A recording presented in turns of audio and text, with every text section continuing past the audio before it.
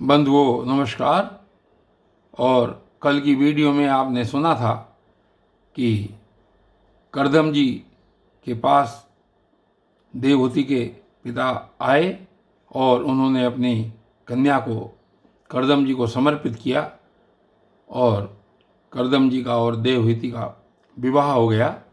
और आज की इस वीडियो में देखते हैं कि कैसे आगे उनका जीवन चला। इसमें आज की इस वीडियो में मैत्रेय जी विदुर जी से कह रहे हैं कि विदुर जी, माता पिता के चले जाने के उपरांत उनके अभिप्राय को समझ लेने में जो कुशल साध्वी देवहूति थी, करदम जी की प्रतिदिन प्रेम पूर्वक सेवा करने लगी, बिल्कुल ठीक उसी तरह से जैसे पार्वती जी शंकर जी की सेवा करती हैं। उसने काम वासना, दंभ, द्वेष, लोभ, पाप और मद का त्याग कर बड़ी सावधानी और लगन के साथ सेवा में तत्पर रहकर विश्वास, पवित्रता, गौरव, संयम, शुश्रूषा, प्रेम और मधुर भाषण आदि गुणों से अपने परम तेजस्वी पति को संतुष्ट किया। देवहूति समझती थी कि मेरे पति देव से भी बढ़कर हैं, इसलिए वह उनसे बड़ी बड़ी आशाएं रखकर उनकी सेवा में लगी रहती थी।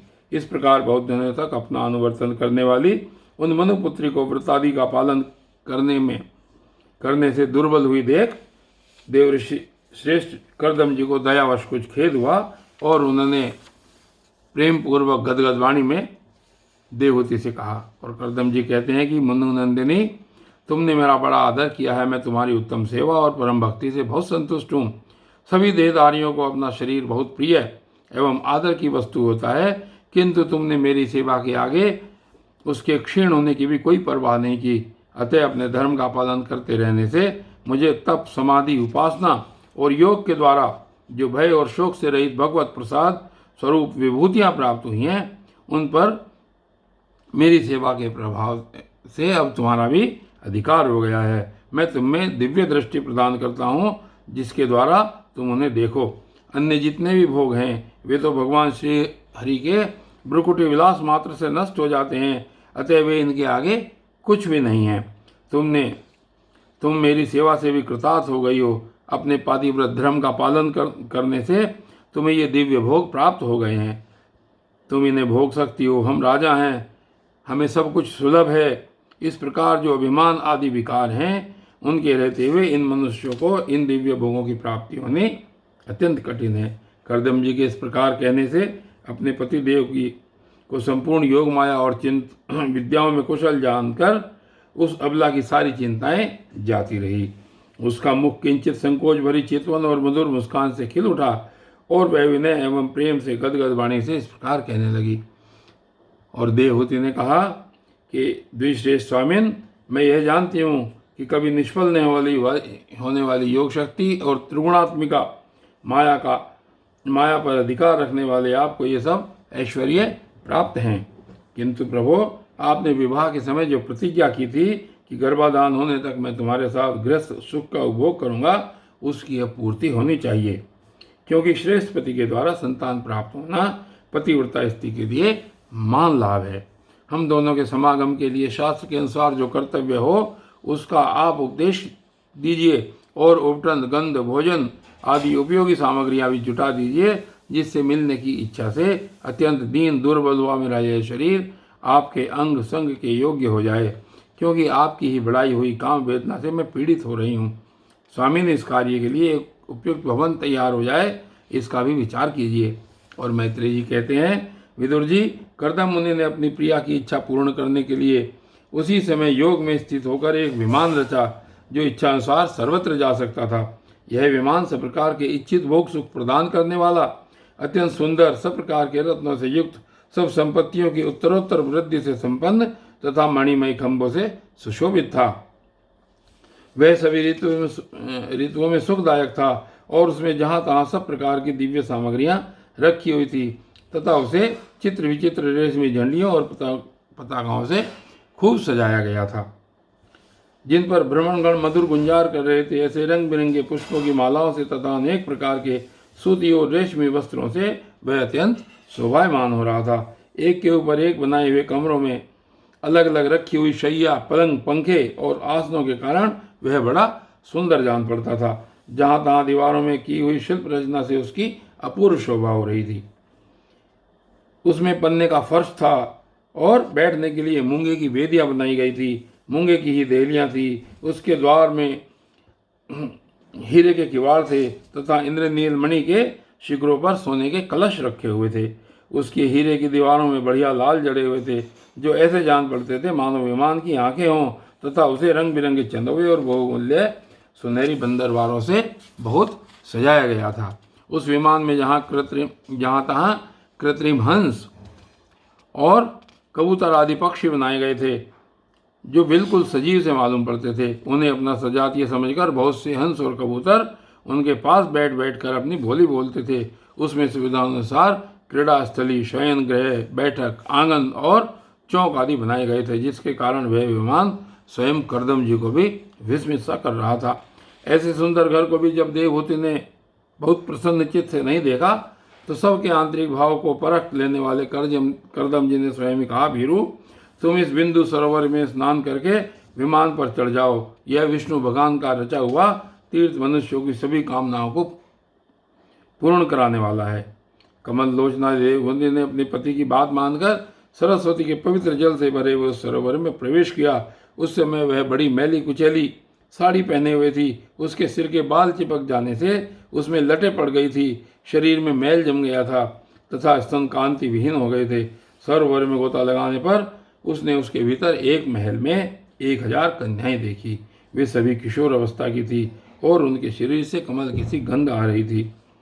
देवहूति को देखते ही वे सब स्त्रियां सहसा खड़ी हो गई और हाथ जोड़कर कहने लगी, हम आपकी दासियां हैं, हमें आज्ञा दीजिए, आपकी क्या सेवा करें।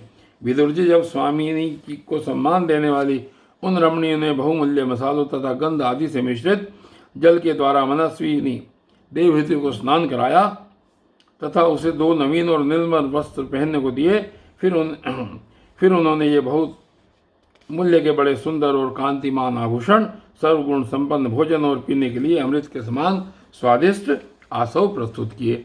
अब देवहूति ने दर्पण में अपना प्रतिबिंब देखा तो उसे मालूम हुआ कि वह भांति भांति के सुगंधित फूलों के हारों से विभूषित है, स्वच्छ वस्त्र धारण किए हुए है, उसका शरीर भी निर्मल और कांतिमान हो गया है तथा उन कन्याओं ने बड़े आदरपूर्वक उसका मांगलिक श्रृंगार किया है। उसे शिर से स्नान कराया गया है। स्नान के पश्चात अंग अंग में सब प्रकार के आभूषण सजाए गए हैं तथा उसके गले में हार हुमेल, हाथों में कंकण और पैरों में चमचमाते हुए सोने के पायजेब सुशोभित हैं।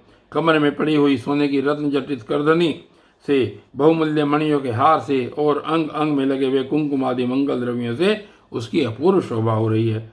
उसका मुख सुंदर दंतावली, मनोहर भुवें, कमल की कली से स्पर्धा करने वाले प्रेम कटाक्ष में सुंदर नेत्र और नीली अलकावली से बड़ा ही सुंदर जान पड़ता है। विदुर जी, जब देवहूति ने अपने प्रिय पतिदेव का स्मरण किया तो अपने को सहेलियों के सहित वहीं पाया जहाँ प्रजापति करदम निवास करते थे, जहाँ प्रजापति करदम विराजमान थे।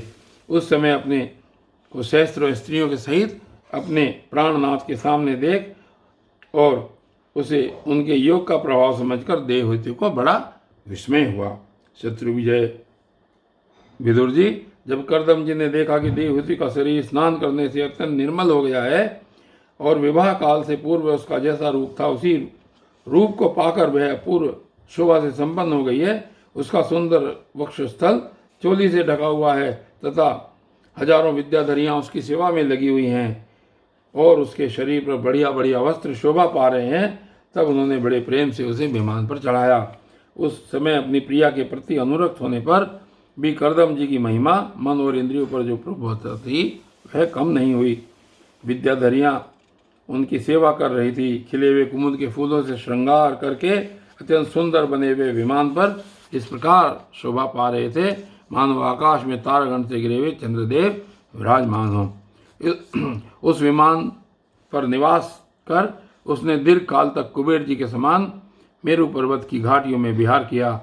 ये घाटियाँ 8 लोकपालों की विहार भूमि है। इनमें कामदेव को बढ़ाने वाली शीतल मंद सुगंध वायु चलकर इनकी कमनीय शोभा का विस्तार करती है।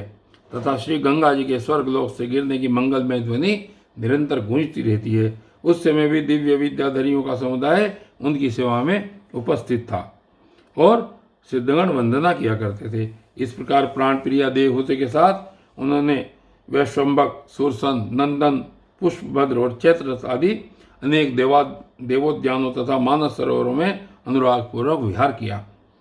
उस कांतिमान और इच्छानुसार चलने वाले श्रेष्ठ विमान पर बैठकर वायु के समान सभी लोकों में विचरते हुए करदम जी विमान विहारी देवताओं से भी आगे बढ़ गए। विदुर जी, जिन्होंने भगवान के भव भयहारी पवित्र पाद पद्मों का आश्रय लिया है, उन धीर पुरुषों के लिए कौन सी वस्तु या शक्ति दुर्लभ है। इस प्रकार महायोगी करदम जी का यह सारा भूमंडल, जो द्वीप, वर्ष आदि की विचित्र रचना के कारण बड़ा आश्चर्यमय प्रतीत होता है, अपनी प्रिया को दिखाकर अपने आश्रम को लौट आए। फिर उन्होंने अपने 9 रूपों में विभक्त कर रति सुख के लिए अत्यंत उत्सुक मनु कुमारी देवहूति को आनंदित करते हुए उसके साथ बहुत वर्षों तक विहार किया। किंतु इतना लंबा समय एक मुहूर्त के समान ही बीत गया। उस विमान में रति सुख को बढ़ाने वाली बड़ी सुंदर शैया का आश्रय ले परम रूपवान प्रियतम के साथ रहती हुई देवहूति को इतना काल कुछ भी न जान पड़ा। इस प्रकार उस कामासक्त दंपति को अपने योग बल से सैकड़ों वर्षों तक विहार करते हुए भी वह काल बहुत थोड़े समय के समान निकल गया। आत्मज्ञानी करदम जी जब सब प्रकार के संकल्पों को जानते थे, अतः देवहूति को संतान प्राप्ति के लिए उत्सुक देख तथा भगवान के आदेश को स्मरण कर उन्होंने अपने स्वरूप के 9 विभाग किए तथा कन्याओं की उत्पत्ति के लिए एकाग्र चित्त से अर्धांग रूप में अपनी पत्नी की भावना करते हुए उसके घर में वीर्य स्थापित किया। इससे देवहूति के एक ही साथ 9 कन्याएं पैदा हुई। वे सभी सर्वांग सुंदरी थी और उनके शरीर से लाल कमल की सी सुगंध निकलती थी। इस समय शुद्ध स्वभावली सती देवहूति ने देखा कि पूर्व प्रतिज्ञा के अनुसार उनके पतिदेव संन्यास आश्रम ग्रहण करके वन को जाना चाहते हैं, तो अपने आंसुओं को रोककर ऊपर से मुस्कुराते हुए व्याकुल एवं संतप्त हृदय से धीरे धीरे अति मधुर वाणी में कहा। उस समय वह सिर नीचा किए हुए अपने नख मणिमंडित चरण कमल से पृथ्वी को कुरेद रही थी और देवहूति ने कहा कि भगवान, आपने जो कुछ प्रतिज्ञा की थी वह सब तो पूर्णतः निभा दी, तो भी मैं आपकी शरणागत हूँ, अतः आप मुझे अभयदान और दीजिए। ब्रह्मन, इन कन्याओं के लिए योग्य वर खोजने पड़ेंगे और आपके वन को चले जाने के बाद मेरे जन्म मरण रूप शोक को दूर करने के लिए भी कोई होना चाहिए। प्रभु, अब तक परमात्मा से विमुख रहकर मेरा जो समय इंद्रिय सुख भोगने में बीता है वह तो निरर्थक ही गया। आपके परम प्रभाव को न जानने के कारण ही मैंने इंद्रियों के विषयों में आसक्त रहकर आपसे अनुराग किया, तथापि यह भी मेरे संसार भय को दूर करने वाला ही होना चाहिए। अज्ञानवश असत पुरुषों के साथ किया हुआ जो संग संसार बंधन का कारण होता है, वही सत्पुरुषों के साथ किए जाने पर असंगता प्रदान करता है। संसार में जिस पुरुष के कर्मों से न तो धर्म का संपादन होता है, न वैराग्य उत्पन्न होता है और न भगवान की सेवा ही संपन्न होती है, वह परम पुरुष जीते ही मुर्दे के समान है। अवश्य ही मैं भगवान की माया से बहुत ठगी गई। जो आप जैसे मुक्तिदाता पतिदेव को पाकर भी मैंने संसार बंधन से छूटने की इच्छा नहीं की।